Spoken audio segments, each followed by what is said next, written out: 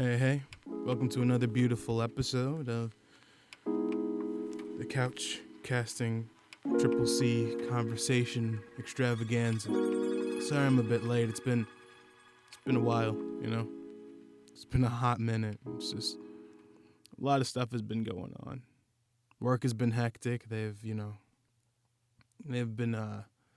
low on people, so you know what companies mostly do when they're low on people is just they overwork the fuck out of their workers, you know. Companies trying to act like COVID is gone, but it hasn't ever left. I don't feel like there's a second wave more than it is just still the first one that just keeps coming and coming and coming, and that's unfortunate. But we'll get through it together. I keep my precautions. I keep everything. Make sure I'm always protected. I always think about, my family,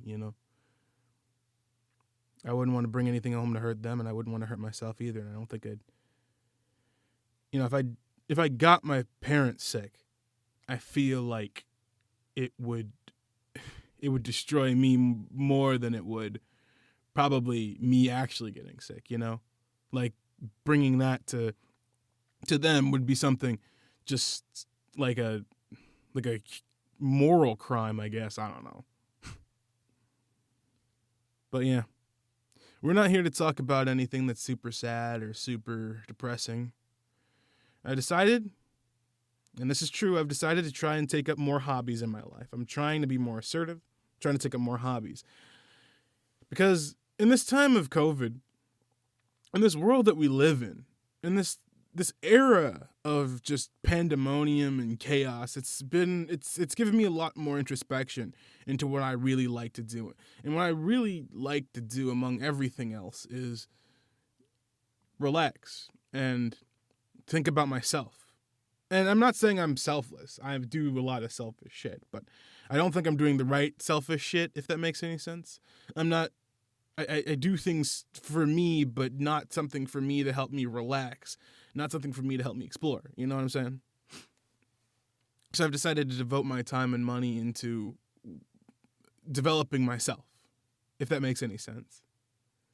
Because I like my days off at work, but the more I have these days off at work, the more I feel like,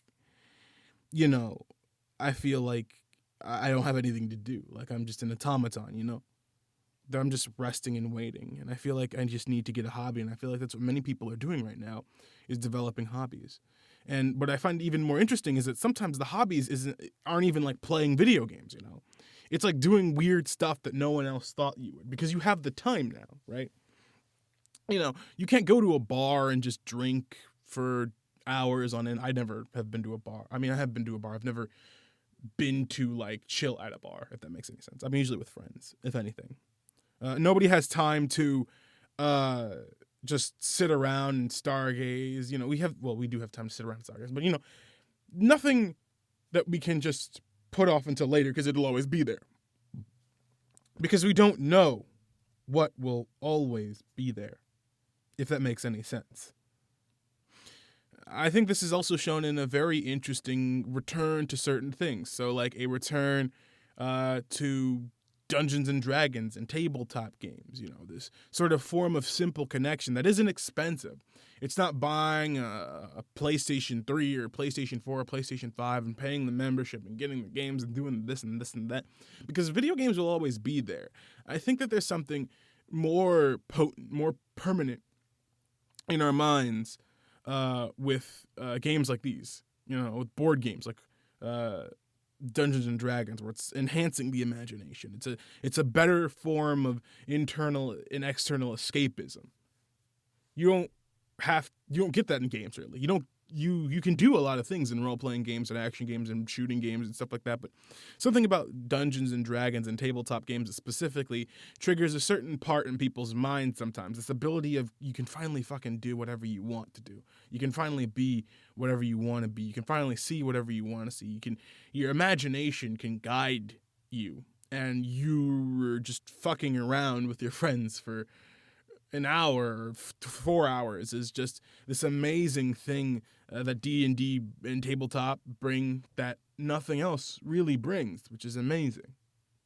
And I think it's the same with tabletop. It's like weird chess. And imagination, getting this ability to paint. And yes, Henry Cavill did it on Twitter a long time ago, and people really marked out over it.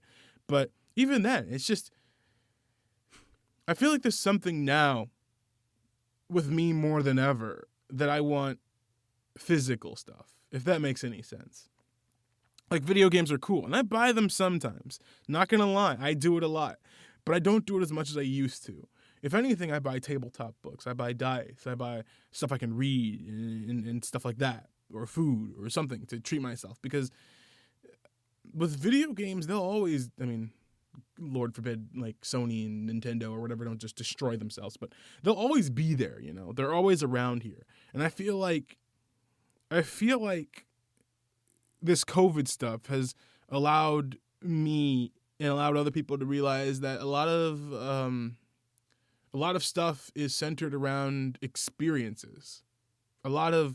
All of this is centered around experiences, around ourselves, around others, just getting together and fucking around, is just way more than just getting on PlayStation. And not to say that you can't enjoy PlayStation, but I don't know.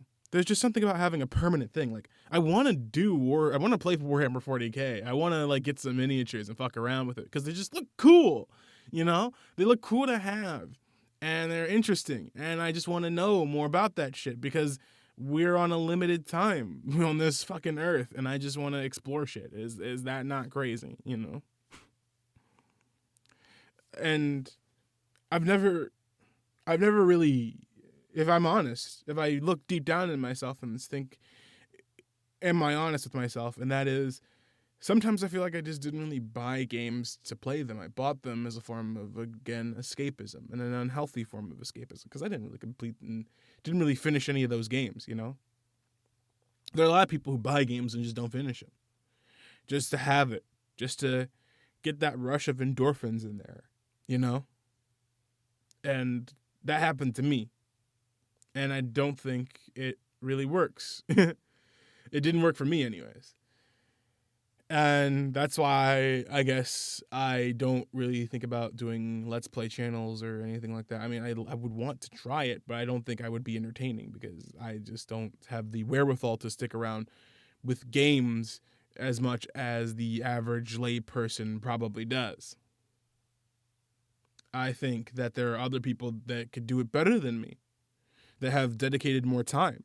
And I would love to hang out with them. And I would love to work with them. I would love to talk with them and get to know them.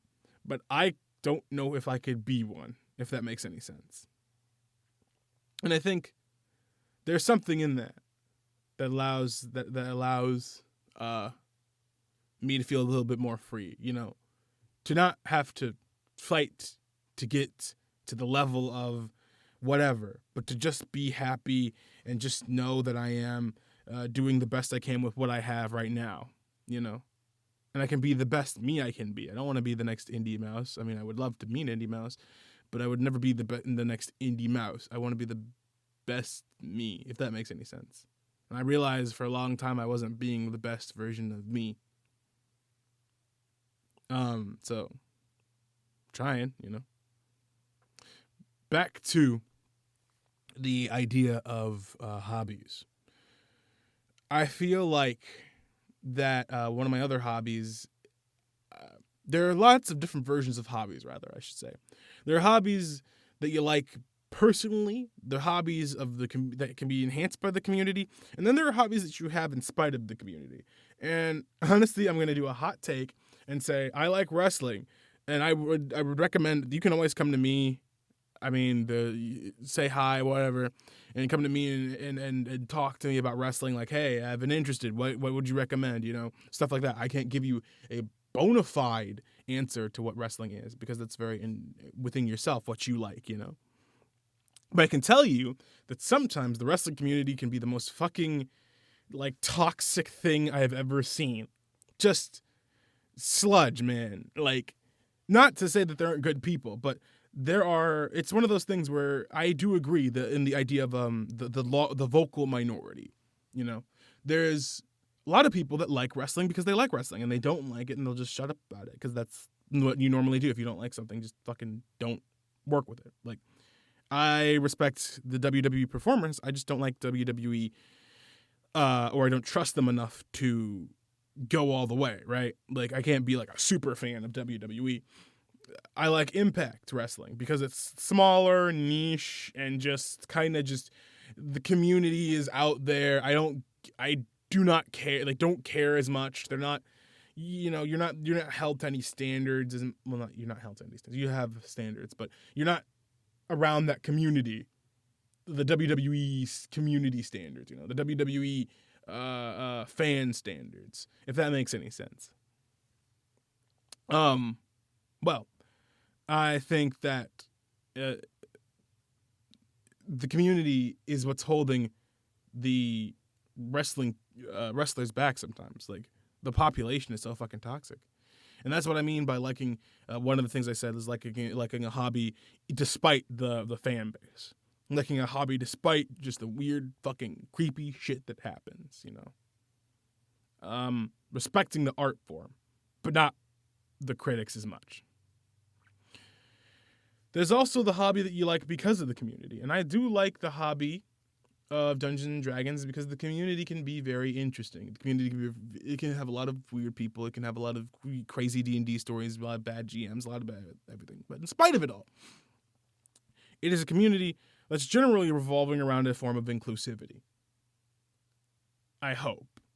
I hope that people understand it's about inclusivity, but this interacting with people, just getting to know people, because that's the core tenet of Dungeons and Dragons is getting to work with people. Is most of the battle is getting to work with people, gelling with people, because you can have the greatest DM skills of all time, but if you have one shitty fucking horrible session of death and you just hate yourself for it, like, bro, it ruins it for everyone, and you just get a bad, shitty 4 hours out of it. I feel like I've done that to some people, and I apologize for that. But like, one of the things you're gonna have to learn about D&D is management, team management, working with other people, getting to let other people do their thing.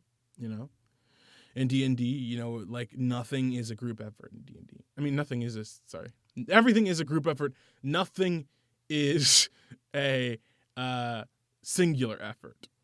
Everything is a group effort. Sorry about that. I got that mixed up. That's a horrible soundbite. Nothing is a group effort in D&D. I'll get crucified if I said that and I meant it. But everything is a group effort in D&D. Everyone is a hero in their own way. Everyone is also a villain in their own way. That's one of the main things I think D&D and tabletop talk about, is like, you can be heroes, but you can also be abject assholes to other people. You can also have a bunch of people who work together for one common goal, but for different reasons. You can also just have the power of D&D is having this group of scoundrels or miscreants, people who don't belong, which I think is a lot of D&D tabletop is revolved around that, where it's a lot of this miscreants and ne'er-do-wells and just outsiders coming together to have one grand adventure. Because isn't that what tabletop is generally about? About a group of people coming together to fuck shit up, to save the world or destroy it. I don't know, maybe you're running a villain campaign, to get the girl at the end, to fight hard, to win the war, to get lost love back, to fuck up Strahd because Strahd's a really incel bastard, to, win, not just win, but to grow as people. And I think that there's something brilliant about that. The tabletop good tabletop can help you with that and help you do that. Yeah. It also got me to thinking a lot about, people of color in certain hobbies, I think that there is a thing where I feel like, especially, I wouldn't say entirely in D&D, which is not true, because I've seen a resurgence more and more the more I look at Facebook and Twitter and find that there's more people like me who are in this hobby. But for a very long time, it kind of felt like there wasn't a place for me in D&D. At least people like me. Because, like, no one, nerd shit, you kind of, you don't know about it. You don't talk about it. There's no like, hey, cuz, you got the new Curse of Strahd, cuz, you got the new 5e, cuz. Oh my God. That's an interesting idea. Gangsters that are like really into like D&D. Like what edition you rep, cuz? We don't talk about the THAC0 shit, man. But yeah, just that type of shit, societally, sometimes it's not talked about. And, or in different groups, it's just not talked about. I don't know if it's ignorance or what, or, some hobbies can be weirdly regulated to a specific group of people, and that's the weird part is we don't think about it that much, but you think about it. Some hobbies just seem to be, delegated to a certain group of people or shown to be delegated to a certain group of people. You know what I mean? And I feel like, just like I said last time with theater, I just want to fight for inclusivity in any hobby, in any sport, in anything, That's what I want. That's what me want. Like, I haven't seen it, but I was really proud of Fight TV, and I think Fight TV and, God, I can't remember the company, but I think it was GCW, maybe not. But they did a wrestling pay-per-view online. I know it's during COVID, they took precautions, but it was called For the Culture. And it was all black performers, all black fucking everything. And even then, it was part of like a hour-long thing, right? Like a 14-hour-long show. It was like back-to-back-to-back wrestling shows. So they also had that. They had Effie's Big Gay Brunch, which celebrated the LGBTQ wrestlers in the community. And I like shit like that. I like having a show representing, different cultures and different heritages and different groups of people that are in a hobby, Where my fucking black die rollers at, Where my fucking, we all gotta stand up for each other, We gotta, work together. I don't know. I'm trying to sound inspirational and maybe it's not coming out right, but that's how I feel, I don't know. Going on that really run-on-y type of rant got me thinking real inspirational. You ever get on a roll with your friends and you're trying to explain yourself and you just kind of go into an inspirational speech accidentally for no reason. It happens sometimes. And that's the beauty of life, man. You stumble into saying something smart and you just kind of keep working to make yourself stumble less into saying something smart and just saying smart shit. I think that's just that this has helped me a little bit more. That this experiment I've been doing for the past couple weeks. I know people probably aren't even listening to this right now, but it does help me in at least somewhat trying to practice in saying sentences coherently. Because for a long time, I just didn't know how to say sentences coherently. I had problems getting out my thoughts in one coherent sentence, instead sort of running on and going on to different things. And that's just my brain. That's just my, ADD baby, ADHD baby, that just drives me to drone off in different areas. I mean, it's always been like that since birth. My brain has been going into 10,000 directions at once, and I want to do all of them because I want to do all of them because I pride every one of my thoughts in a way.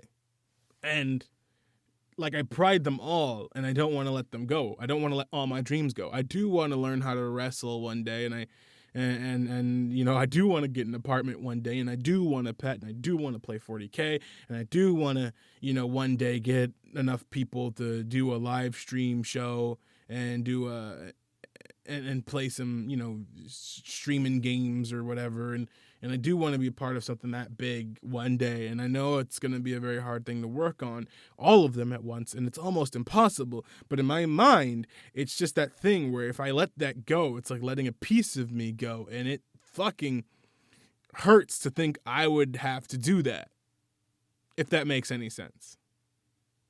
It would hurt to think that you would have to do that. That it would have to be a thing to let it go. Because to let it go would be like letting go of a piece of yourself, if that makes any sense.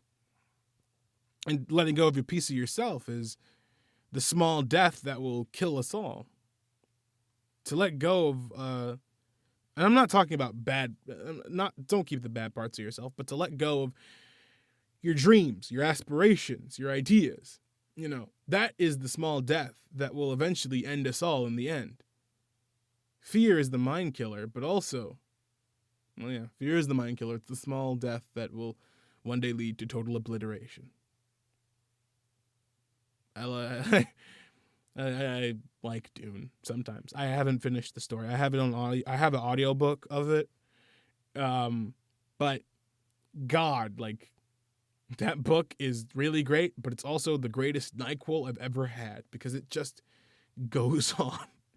I really like the idea of the world. It's just really hard to keep up with it.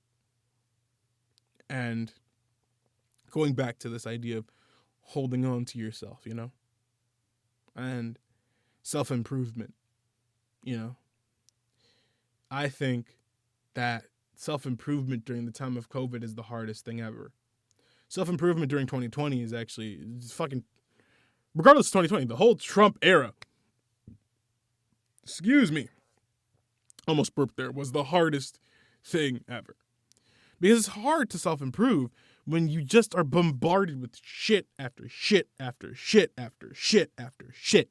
When you're just hit with thing after thing after thing after thing after thing. And I think that's what these 4 years have just drained us, right? They've just drained every person in the world to be like, why would I ever want to fucking improve myself?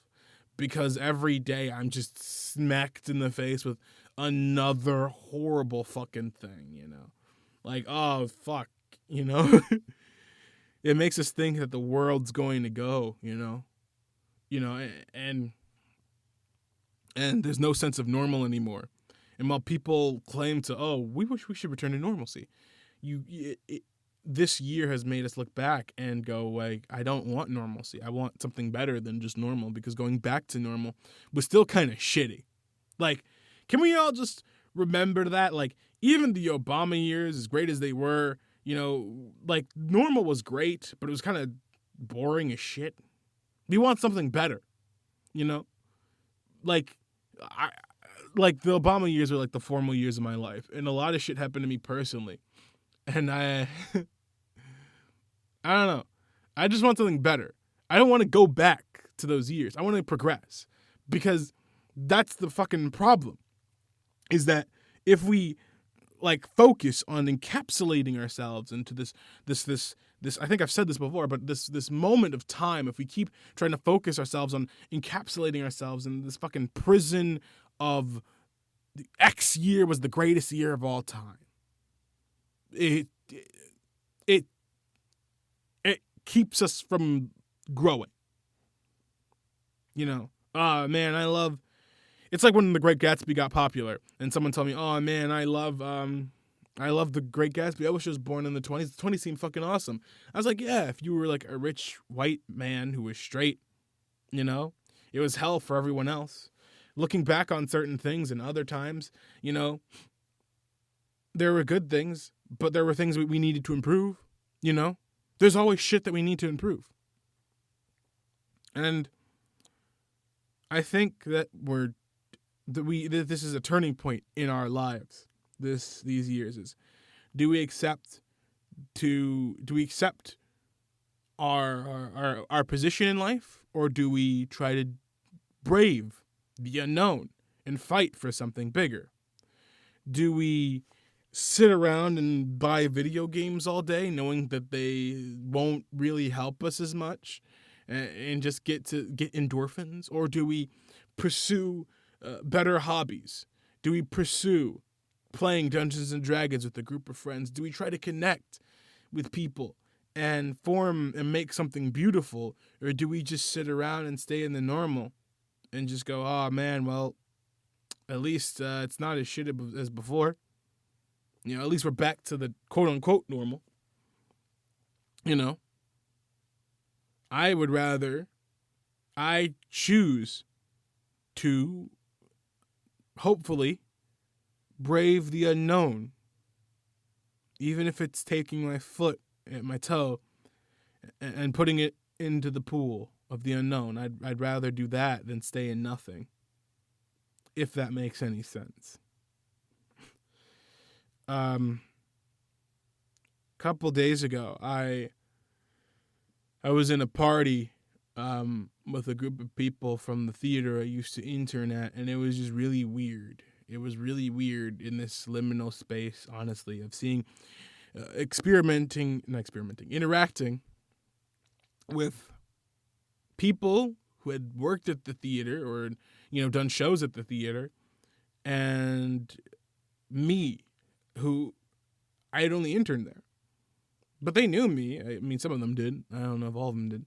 But some of them did, and they were really nice. And it was just the weirdest thing of hearing people talk about the Chicago improv scene and what it must have been like before. I had this sort of sense of amazement.